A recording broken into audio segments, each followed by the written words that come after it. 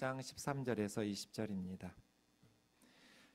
예수께서 빌립보 가이사랴 지방에 이르러 제자들에게 물어 이르시되 사람들이 인자를 누구라 하느냐. 이르되 더러는 세례 요한, 더러는 엘리야, 어떤 이는 예레미야나 선지자 중에 하나라 하나이다. 이르시되 너희는 나를 누구라 하느냐.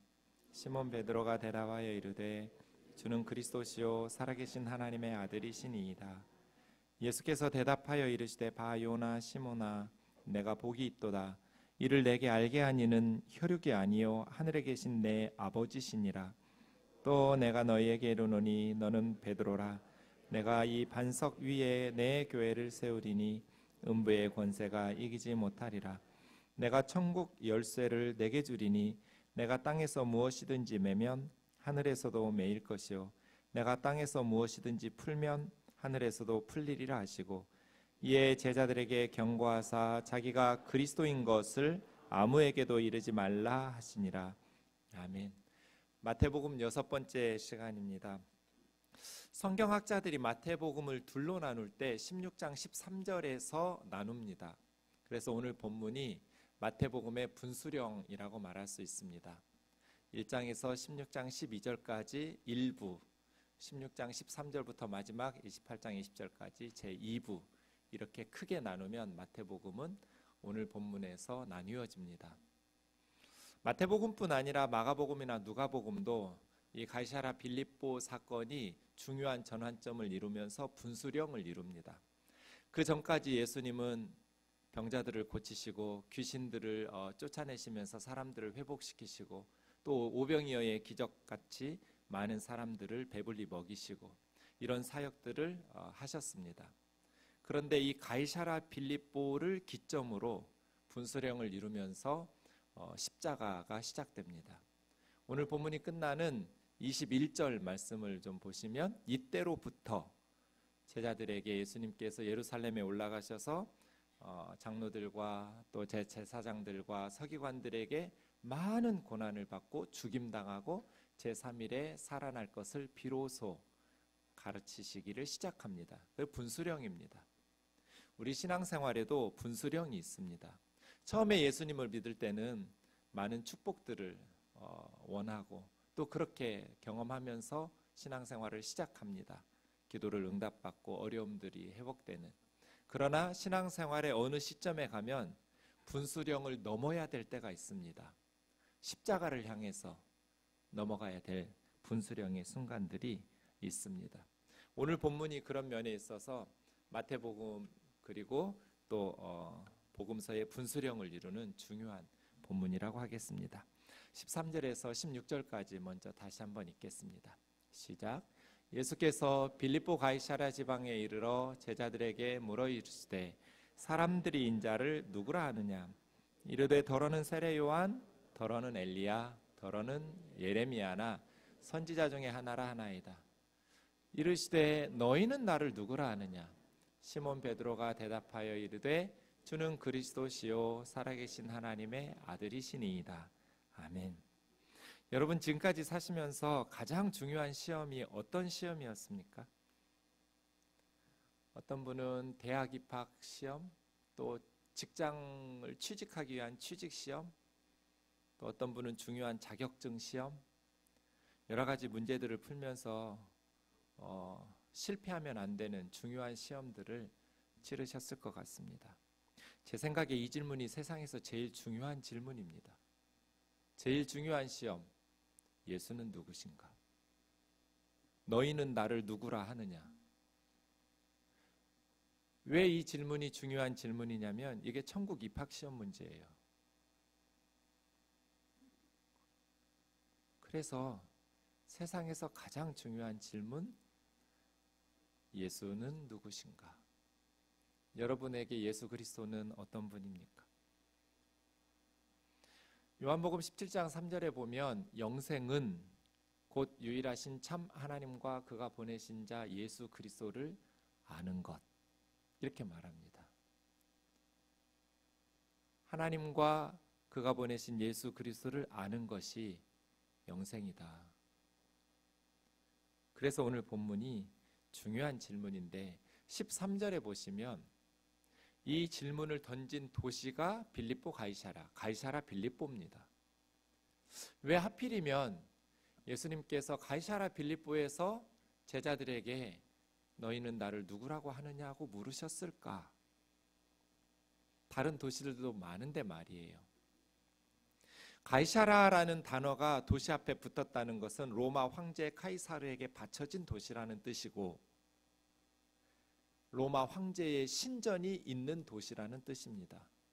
그 어떤 도시보다 황제 숭배에 열심을 냈던 도시가 가이사르라는 이름이 붙어있던 황제에게 바쳐진 신전이 있는 도시입니다.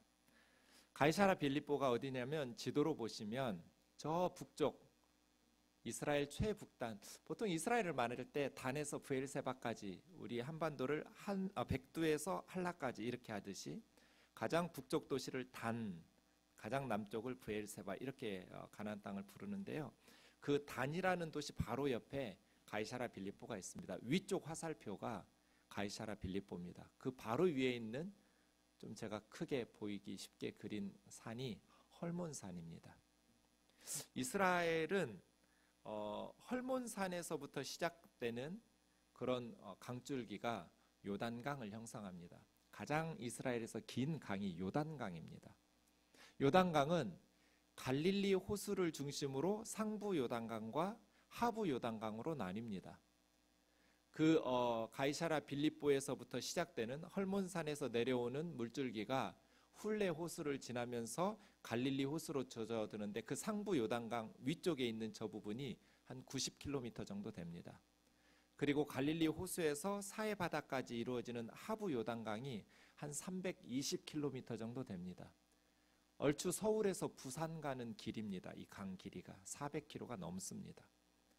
이 요단강, 그 북쪽, 그 요단강이 시작되는 헐몬산 남쪽 기슭에 아주 기후가 좋고 비옥한 도시가 저 가이사라 빌립보입니다. 원래 가이사라 빌립보라는 도시는 로마 제국이 통치하기 전에 그리스, 헬라 제국 시대에는 파네아스라고 불렀습니다. 파네아스라는 도시의 이름은 판의 도시, 그런 뜻입니다. 판이라는 이름은 저 지역의 신의 이름입니다. 자연을 다스리는 신입니다. 이 신은 자연을 다스리면서 사람들이 가장 원하는 풍요를 주는, 고대인들에게 풍요는 짐승들이 새끼 많이 낳고 또 곡식들이 많은 열매 맺고 풍년 들고 또 사람들이 많은 자손을 낳는 풍요와 다산의 신 판입니다.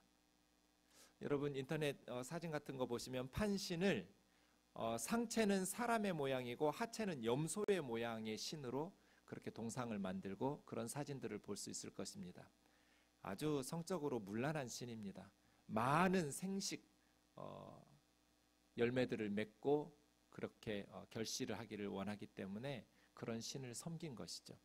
파네아스, 판의 도시. 저 도시에 엄청난 신전들, 판에게 바쳐지는 큰 신전들이 있었습니다. 지금은 파네아스를 아랍어식으로 발음을 해서 바니아스 이렇게 부르는 도시, 지금은 바니아스입니다. 저 도시를 로마가 정복하고 로마의 황제가 헤롯 대왕에게 선물로 준 때가 기원전 20년입니다. BC 20년에 로마 황제는 예수님 태어났을 때 2살 밑에 베들레헴 아이들 다 죽였던 그 헤롯 대왕에게 파네아스를 하사합니다. 그래서 이 헤롯 대왕이 황제에게 고마움을 표하면서 황제 신전을 저 파네아스다가 짓습니다. 웅장한 황제의 신전을 건축하고 저 파네아스를 이렇게 꾸미기 시작하는데요. 나중에 이제 헤롯 대왕이 BC 4년에 죽습니다. BC 4년에 죽은 후에 아버지 헤롯 대왕이 통치하던 그 가나안 지역을 헤롯 대왕의 세 아들이 분할해서 통치하게 됩니다. 그 세 아들들은 아버지는 왕보다도 더 높은 직급인 대왕이라는 칭호를 로마 제국에서 받았는데 이 세 명의 아들들은 왕의 칭호를 받지 못하고 훨씬 낮은 직급인 분봉왕이라는 호칭의 칭호를 받습니다. 분봉왕은 직역하면 4분의 1의 왕, 100% 왕이 아니고 4분의 1만 왕인, 왕보다도 훨씬 낮은 직급의 직분입니다. 그렇게 세 아들이 분봉왕이 돼서 아버지 사후에 세 지역을 통치하게 되는데, 가장 중요한 예루살렘이 있는 유대와 사마리아는 아켈라우스라는 아들이 통치하고요. 갈릴리 지역은 세례 요한의 목을 쳤던 헤롯 안디바라는 그 아들이 통치하고요. 그 갈릴리 북쪽을 헤롯 빌립이라는 아들이 통치합니다. 저 파네아스는 헤롯 빌립이라는 사람의 통치 지역입니다. 헤롯 빌립은 아버지로부터 갈릴리 북쪽 지역을 이렇게 물려받으면서 저 파네아스의 엄청난 건축물들을 조성하기 시작합니다. 그리고 도시를 개발하면서 도시를 파네아스에서 이름을 바꿉니다. 로마 황제에게 감사를 표하면서 가이사랴로 바꿉니다. 카이사르. 그런데 아래쪽 화살표 있는 저기가 가이사랴거든요. 자기 아버지 헤롯 대왕이 지중해 해변에 항구 도시를 건설하면서 이미 가이사랴라고 황제 이름을 따서 도시 이름을 명명했기 때문에 이 파네아스를 가이사랴로 하면 혼동되니까 가이사르 뒤에 자기 이름 헤롯 빌립이 있잖아요. 빌립을 덧붙여서 가이사라 빌립보, 이런 도시 이름으로 개명한 겁니다. 가이사라 빌립보, 저 지역 이스라엘 여행하시면서 보셨겠지만 웅장한 고대의 고고학자들이 발굴을 통해서 공공 건물이 있었고, 극장이 있었고, 원형 경기장이 있었고, 카이사르 황제의 신전이 있었고, 또 판의 신전이 있었고, 그 외에도 많은 신전들이 가득한 그런 도시, 거대한 오물 처리 시스템을 갖춘 굉장히 발전한 그러한 도시였다라는 것을 고고학자들의 발굴을 통해서 알 수 있습니다. 그런 웅장한 건물들이 즐비한, 특히 로마 황제의 위용과 권력, 명예를 드러내는, 그리고 많은 판에 그리고 다른 신전들이 즐비한 가이사라 빌립보에서 주님 부르신 거죠. 사람들이 나를 누구라고 하더냐? 세례 요한이라 하던데요. 어떤 사람 엘리야라고, 또 예레미야라고, 선지자 중에 하나라고 하던데요. 너희는 나를 누구라고 하느냐? 시몬 베드로가 주는 그리스도시요 살아계신 하나님의 아들이십니다. 이 가이사라 빌립보라는 도시를 알게 되면 왜 예수님께서 다른 도시가 아니라 바로 그 도시에서 나를 누구라고 하느냐고 물으셨는지 짐작할 수 있습니다. 가이사라 빌립보야말로 세상의 정신, 황제의 정신과 가장 대비될 수 있는 예수님의 정신, 교회, 그리스도의 제자의 대립각을 세우면서 잘 가르칠 수 있는 장소이기 때문에 그렇습니다. 우리도 황제의 신전처럼 웅장한 세상의 정신이 만들어낸 그런 건물들과 세상 속의 가치관에 젖어 있는 사람들 속에 살아갑니다. 그때 우리에게 주님 물으십니다. 너에게 나는 누구냐?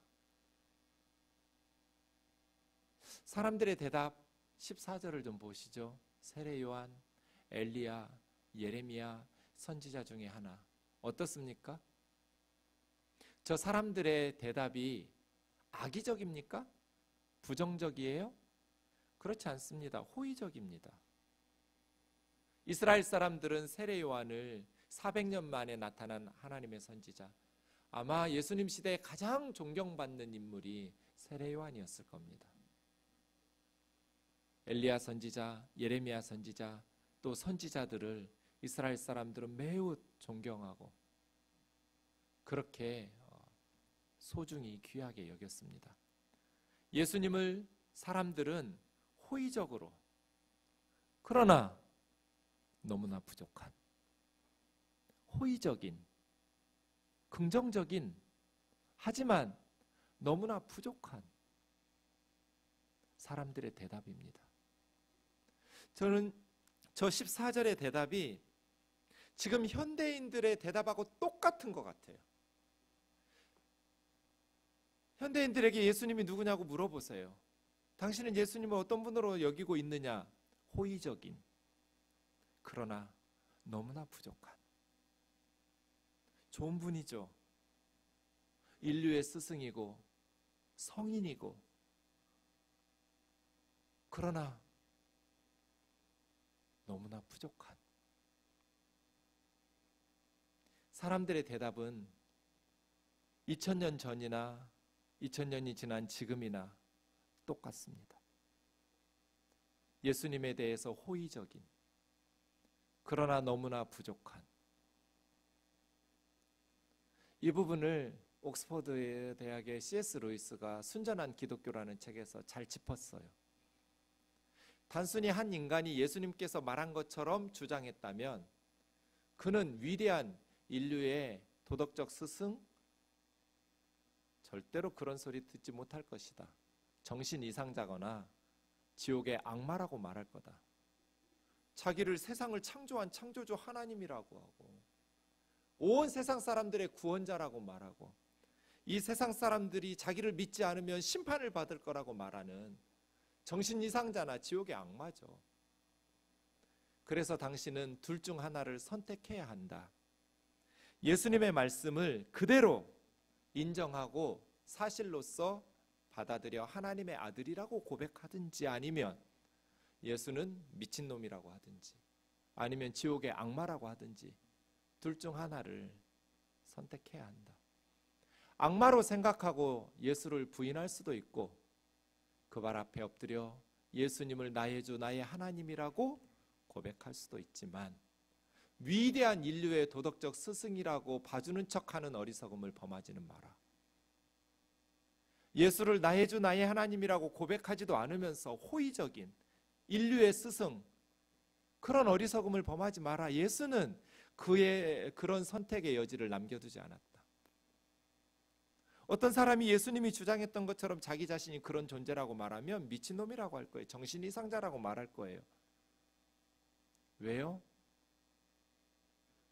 예수님은 내가 세상을 창조한 창조주고, 나를 믿지 않으면 너희는 너희 죄 때문에 심판을 받을 거고, 나는 너희 죄를 위해서 너희를 사랑해서 너희를 구원하기 위해 온 하나님의 아들이라고 주장하니까요. 사람들은 예수님에게 선지자 중에 한 분이라고, 훌륭한 분이라고, 하나님의 사람이라고, 그러나 너무나 부족한, 예수님을 제대로 알지 못했어요. 그러한 질문들이 가이사랴 필립보에서 묻습니다. 그럼 너희는 나를 누구라고 하느냐? 사실은 사람들이 뭐라고 하는지 그 질문은 핵심이 아니에요. 15절에 너희가 나를 누구라고 하느냐가 핵심이에요. 예수님께서 사람들이 예수님을 뭐라고 하는지 몰라서 물은 게 아니에요. 15절의 질문을 하기 위한 예비 질문이었을 뿐이에요. 너희 제자들은 나를 누구라고 하느냐? 시몬 베드로가 대답합니다. 주는 그리스도시요 살아계신 하나님의 아들입니다. 주라고 했지만 퀴리오스라는 주라는 단어가 쓰인 게 아니라 원문에 보면 당신, 너라는 단어입니다. 쉬라는 단어. 당신은 그리스도입니다. 죽어있는 저 웅장한 신전들의 주인 노릇하지만 죽어있는 저 신들 중에 하나가 아니라 살아계신 하나님의 아들입니다. 위대한 고백입니다. 왜요? 당시에 로마 황제를 하나님의 아들로, 신의 아들로 부릅니다. 그리고 온 세상의 쇼테르로, 구원자라고 부릅니다. 이 세상에 평화를 가져다 주는 자, 팍스 로마나, 팍스 아우구스타, 이렇게 부릅니다.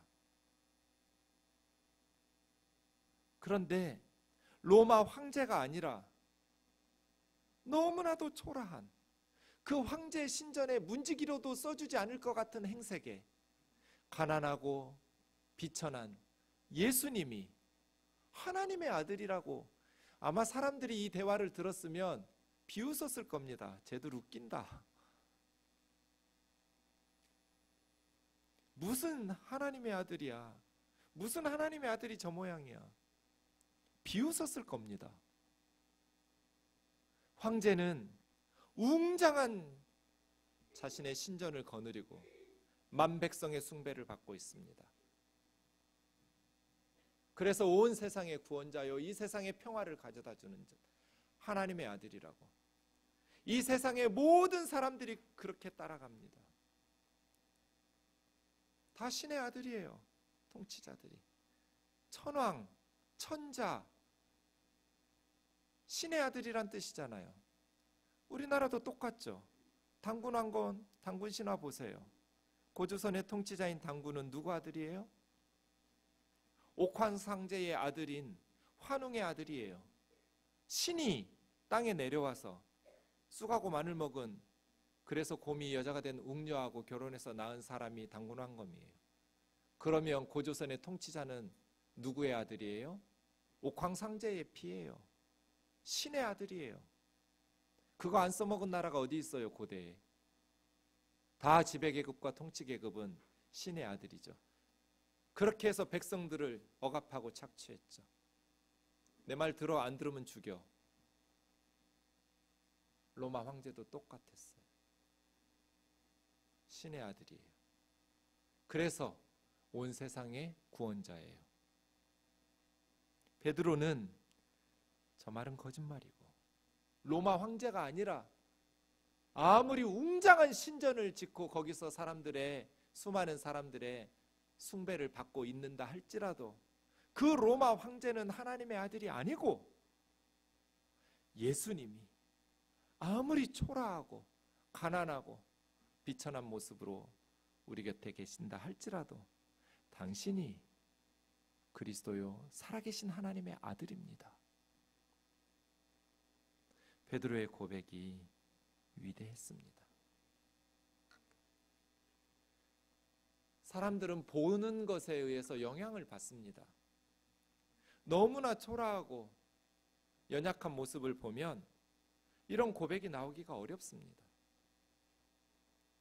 그래서 황제의 신전의 문지기보다도 초라해 보이는 예수님이 바로 구원자, 메시아, 하나님께서 기름 부어서 세상의 구원자로 보내신 왕처럼, 제사장처럼, 선지자처럼 우리를 위해서 참된 하나님의 통치를 가져다 주시고, 참된 하나님의 말씀을 가르쳐 주시고, 참된 하나님과의 관계를 맺게 해주시는 왕으로, 선지자로, 제사장으로 오신 메시아입니다. 하나님께서 약속하신 메시아가 바로 당신입니다. 당신은 하나님의 아들입니다. 베드로의 고백은 온전했어요. 호의적인, 그러나 너무나 부족한 사람들의 대답과 달랐어요. 너무나 초라하고 비천한 모습의 예수님이었지만 예수님의 정체를 정확하게 깨달았어요. 당신은 하나님의 아들입니다. 통치자들이 아니고 제국의 황제들이 아니고 바로 당신이 하나님의 아들입니다. 이런 깨우침이 있는 저와 여러분 되기를 주의 이름으로 축원합니다. 예수님을 바로 아는 것, 주 예수를 깊이 아는 놀라운 은혜가, 그래서 하늘나라 즐거움이 매일 새로운 저와 여러분 되기를 원합니다. 주 예수를 바로 아는 은혜. 빌립보서 3장에서 사도 바울은 자신의 이야기를 합니다. 거짓 선생들이 세상적인 자랑을 늘어놓기 때문에 누구 못지않게 나도 자랑할 거 많다고 말하면서, 나는 8일 만에 할례 받았고 이스라엘 족속이고 히브리인 중에 히브리인 중이고 베냐민 지파고, 율법으로는 바리새파 출신이고, 열심으로는 교회를 박해할 만큼 유대교회에 열심이었던 사람이고, 율법의 의로 나는 흠이 없는 사람이라고, 누구의 자랑에도 나는 뒤지지 않는다고 그렇게 자신을 고백하면서 7절에서 그러나 예전에 나에게 다 그런 것들이 내 인생에 유익하고 내 인생의 자랑거리였다면 이제는 예수 그리스도 때문에 다 해로 여기고 배설물처럼 여긴다. 바울은 정말 예수님 때문에 그동안 자신이 쌓아놓았던 모든 것을 잃었어요. 모든 것을 다 잃어버린 사람이에요. 다메섹 도상에서 예수님 만난 이후 사도 바울은 그동안 자기가 누리고 있었던 세상의 온갖 좋은 걸 다 잃어버렸어요. 하지만 아까워하지 않았어요.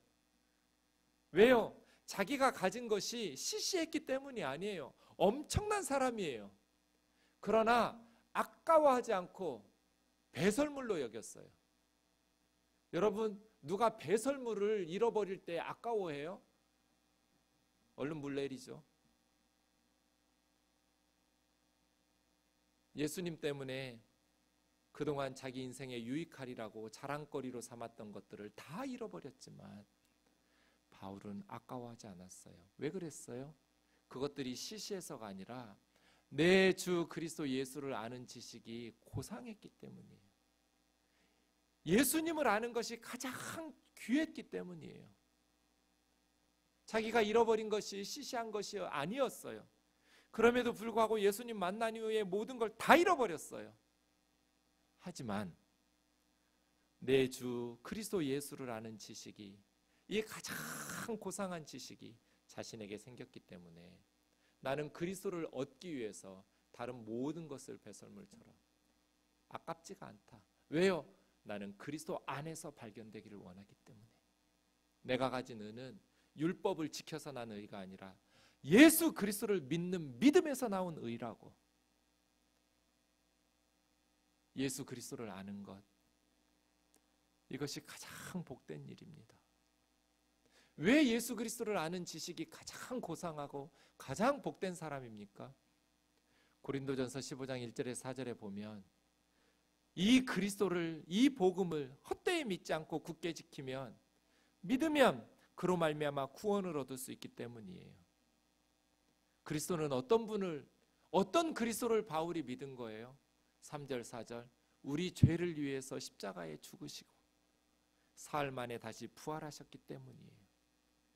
우리 죄를 위해서 예수님이 십자가에서 대신 죽으시고 하나님의 형벌을 받으시고 다시 사흘 만에 무덤에서 다시 부활하신, 다시 살아나신 그 그리스도기 때문에 사도 바울이 다메섹 도상에서 자기 죄를 위해서 십자가에 죽으신 예수 그리스도를 알게 되었을 때, 그리고 사망 권세를 깨뜨리고 다시 부활하신 예수 그리스도를 알게 되었을 때, 그는 그동안 자신이 쌓았던 모든 것들을 다 잃어버렸지만 아깝지 않았어요.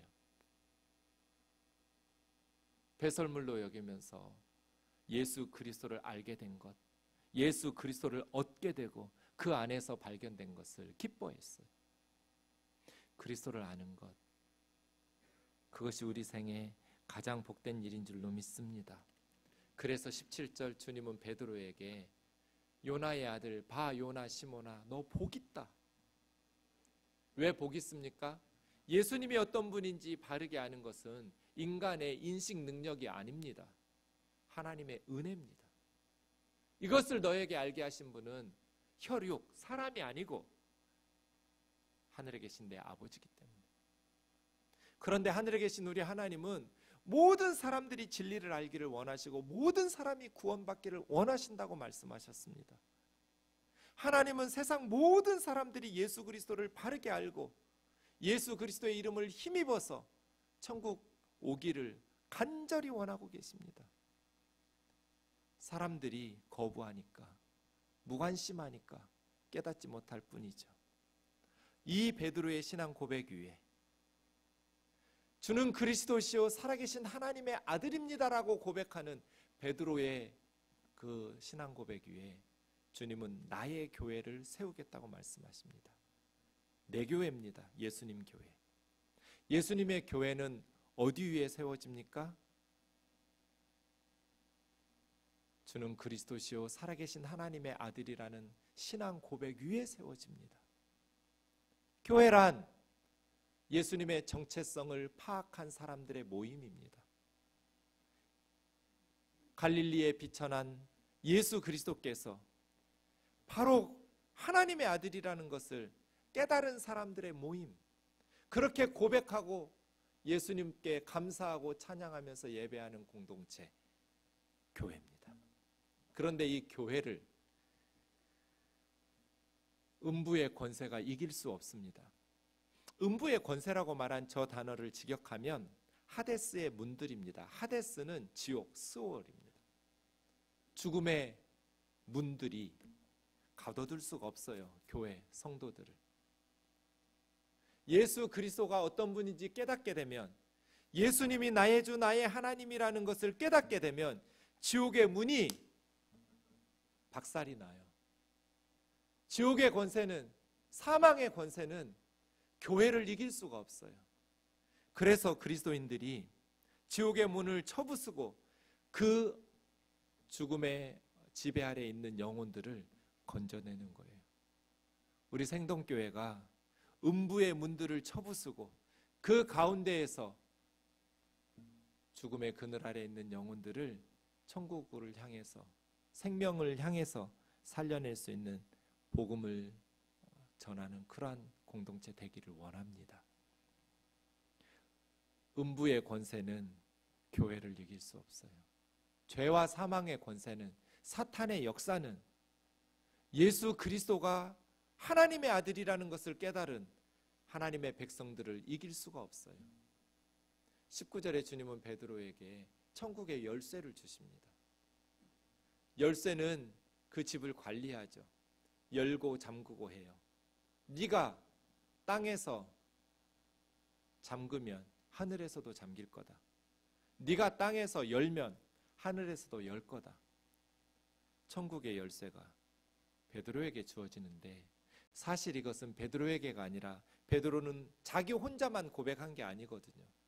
다른 제자들은 나는 베드로처럼 생각하지 않는데요, 나는 예수님이 선지자 중에 하나라고 생각해요. 그러지 않았습니다. 다른 11명의 제자들도 동일하게 베드로가 대변인처럼 주님은 그리스도십니다, 살아계신 하나님의 아들입니다 라고 고백할 때, 그 신앙 고백, 예수를 그리스도요 하나님의 아들이라고 고백하는 그러한 사람들 위해 주님의 교회는 세워지고 그들에게 천국의 열쇠가 주어집니다. 비슷한 말씀이 요한복음 20장에 나옵니다. 요한복음 20장에 부활하신 주님께서 제자들에게 나타나셔서 아버지께서 나를 세상에 보내신 것처럼 나도 너희를 세상에 보낸다고 선교, 전도 명령을 하시면서 성령을 받으라고, 복음을 전하는 일은 성령의 힘으로 감당해요. 성령을 받으라. 그렇게 성령을 받아서 너희가 땅에서 누구 죄든지 용서하면 하늘에서도 그 사람의 죄가 용서받을 것이고, 너희가 땅에서 누구 죄든지 용서하지 않으면 하늘에서도 그 사람은 죄 용서받지 못하고 그대로 죄인인 채로 있을 거다. 천국의 열쇠하고 비슷한 말입니다. 저 23절이. 그러니 천국의 열쇠를 가지고 베드로 맘대로 사람들을 들어오고, 이 사람 내 맘에 드니까 열어주고, 이 사람은 별로 내 맘에 내 스타일이 아니니까 문 안 열어주고, 이런 게 아닙니다. 천국의 열쇠는 땅에서 메고 푸는 것은 복음을 전하는 전도 명령입니다. 우리가 이 예수 그리스도가 어떤 분인지 알게 되었어요. 예수가 그리스도요, 그리스도로서 우리 죄를 위해서 십자가에 죽으신 분이고 다시 부활하신 분인 것을 알게 됐어요. 그분이 하나님의 아들이신 것을 알게 됐어요. 그렇게 깨달은 우리가 천국의 열쇠를 쥐고 있어요. 그래서 땅에서 이 사실을 모르는 누군가에게 예수 그리스도의 복음을 전해서 그들도 예수 그리스도를 힘입어서 죄사함을 받으면 천국에서 죄사함 받아 하나님의 백성이 될 것이고, 우리가 복음을 전해주지 않아서 그들이 깨닫지 못해서 예수 그리스도를 믿지 못하고 죄사함 받지 못하면 천국에서도 죄사함 받을 가능성, 방법이 없어요. 옆에 있는 분들 좀 쳐다보세요.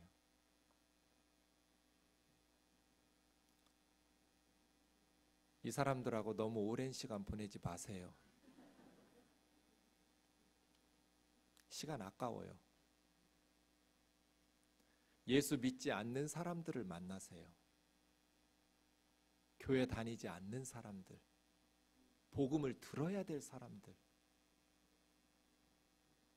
예수님을 전해주어야 될 사람들, 그분들을 위해서 많은 기도를, 믿는 가족과 교우들을 위해서도 기도해야 하지만 우리의 기도가 너무 많이 믿는 사람들을 향하고 있어요. 믿지 않는 사람들을 위해서 기도가 쏟아 부어져야 돼요. 우리에게 천국 열쇠가 있단 말이에요. 예수가 그리스도요, 하나님의 아들이라는 것을 깨달은 사람들에게 이 고백 위에 교회가 세워지고 교회가 해야 될 일은 이 복음을 전하는 거예요. 저와 여러분의 기도가 믿지 않는 사람들을 위해서 더 많이 쏟아지기를 원하고, 우리의 물질이 믿지 않는 사람들을 위해서 더 많이 사용되기를 원하고, 우리의 시간과 재능이 예수님 믿지 않는 사람들을 위해서 더 많이 쏟아 부어질 수 있기를 주의 이름으로 축원합니다. 그게 바른 삶이에요. 아직 예수님의 제자들도 유대인들도 그리스도가 어떤 분인지 제대로 정체를 파악을 못했어요. 그래서 20절에서는 침묵을 명령하셨어요. 내가 그리스도라는 것을 알리지 마라. 왜? 아직 유대인들은 그리스도가 어떤 분인지를 모르니까. 그들이 생각하고 있는 그리스도는 이스라엘을 로마로부터 해방시켜줄 정치적 해방자예요. 그게 구원자예요.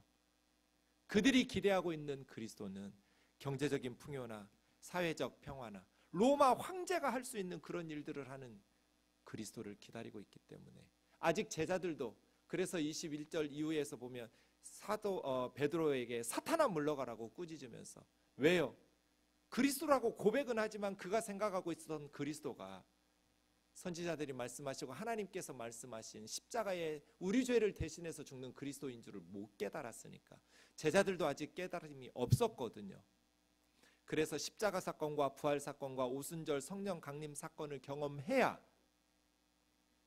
그리스도가 어떤 분인지 제대로 깨닫고, 이제 그때 주님께서는 모든 족속에게 가서 복음을 전하고 세례를 베풀고 내가 너희에게 분부한 모든 것을 지키도록 가르치라고 명령하시는 거죠. 그때까지 아무에게도 말하지 마라. 아직 너희가 그리스도가 어떤 분인지 제대로 모르니까. 사랑하는 형제 자매 여러분,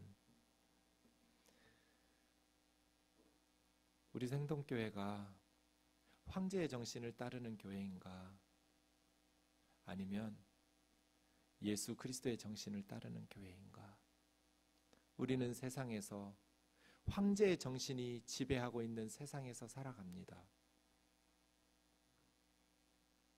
하지만 우리는 갈릴리의 가난하신 분 예수 그리스도를 따르는 그리스도인들입니다. 가끔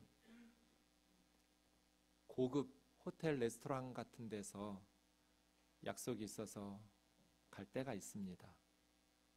그냥 일반 식당에 가면 작은 차들도 많고 해서 그렇지 않은데, 그런 웅장한 건물에 먼지 하나도 없을 것 같은 그런 깨끗한 호텔 음식점 같은데 찌그러진 봉고차 몰고 가면 누가 뭐라는 것도 아닌데 제 마음이 위축이 돼요. 아무리 둘러봐도 봉고차를 끌고 온 사람은 저밖에 없어요. 다들 고급 승용차들을 끌고 오는. 그때 내가 아직 이거밖에 안 되나? 부끄럽게 여겨요. 그냥 초연해지지 않아요.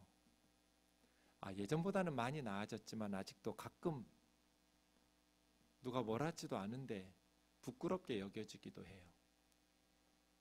꼭 누가 나만 쳐다보는 것 같고, 저런 거 끌고도 이렇게 좋은 호텔에 왔네 하고 말하는 것 같아요. 본회퍼 목사님의 전기를 읽다가 용기가 무엇인지 깨닫게 됐어요. 히틀러에게 대항해서 순교당할 때 본회퍼 목사님은 사람들이 나를 용감하다고 말하는데 하나님은 내가 얼마나 연약한지 아시지 않느냐고. 용기는 두려워하지 않는 게 아니에요. 두렵고 무섭지만 해야 될 일들을 계속해서 해나가는 게 용기 있는 거예요.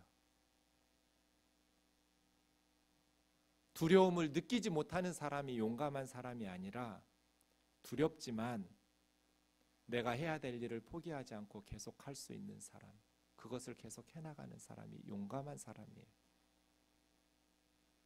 교회 좀 커졌다고 제가 좋은 차 끌고 다니면 안 되잖아요. 부끄러워요. 근데 목사가 그래버리면 우리 교회는 예수의 정신이 유지될 수 없잖아요. 교회가 작을 때는 검소하고 교회도 낚여서 선교 구제해야 된다고 말하더니 교회 좀 커지니까 목사가 비싼 차 끌고 다니는구나. 세상 사람들이 다 그럴 거잖아요.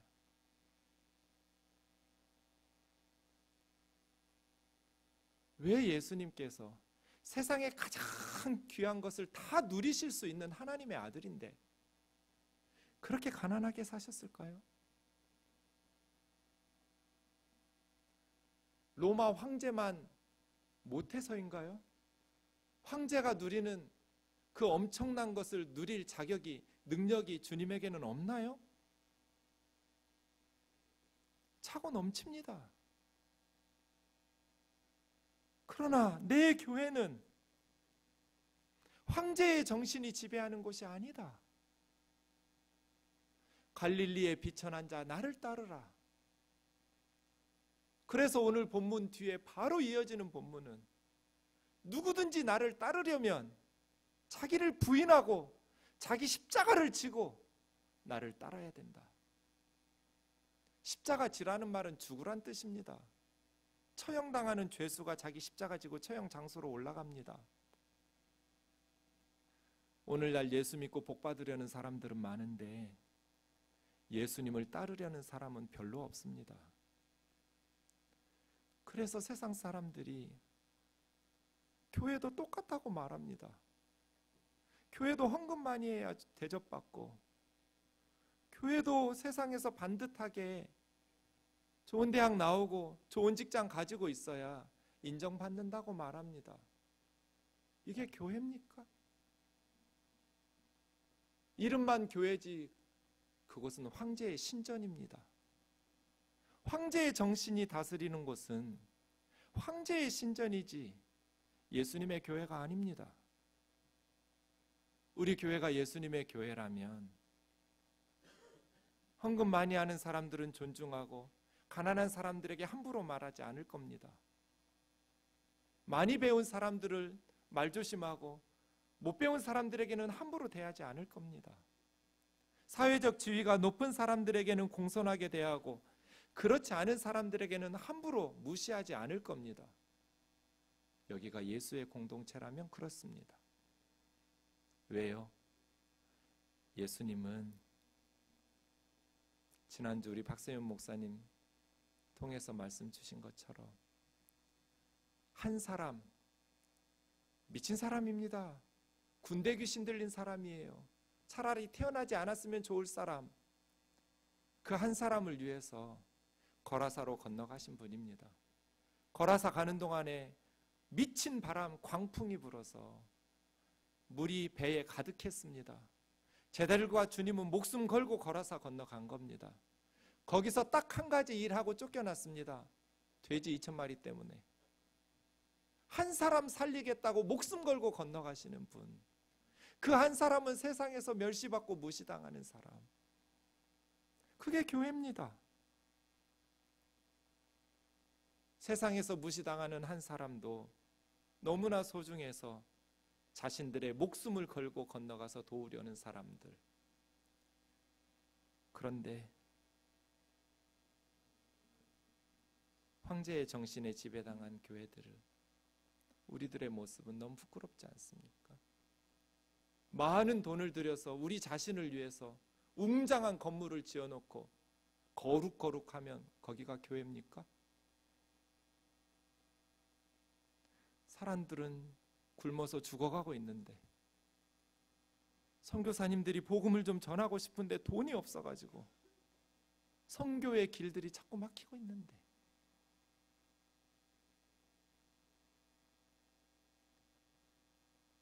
황제의 신전처럼 자기들을 위해서 의리의리한 건물을 지어대면서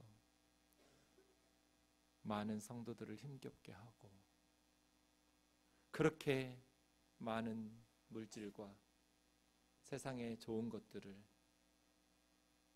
다 누리고 살려고 하는 우리가 과연 진정한 교회인지, 사람들이 나를 누구라고 하느냐, 너희는 나를 누구라고 하느냐. 오래전에 봤던 영화 안녕 형아라는 영화가 있었습니다. 2005년에 나온 영화입니다. 어떤 엄마에게 아들이 둘이 있었습니다. 12살, 9살. 저 녀석은 9살짜리 동생입니다. 그런데 형이 소아암에 걸렸어요. 못 고쳐요. 그래서 형이 죽어가는 거예요. 그 소식을 듣고 엄마가 하늘이 무너지는 것 같았겠죠. 병원에 입원합니다. 그런데 그 엄마, 신참 엄마에게 위로가 되는 고참 엄마가 있었습니다. 누구였을까요? 똑같은 일을 겪고 있는 엄마입니다. 그 고참 엄마가 신참 엄마에게 비법을 하나 전수합니다. 화장실 세면대에 가서 물을 가득 받아놓고 그 물 속에 얼굴 받고 울면 얼굴이 붓지 않는다. 눈도 빨개지지 않는다.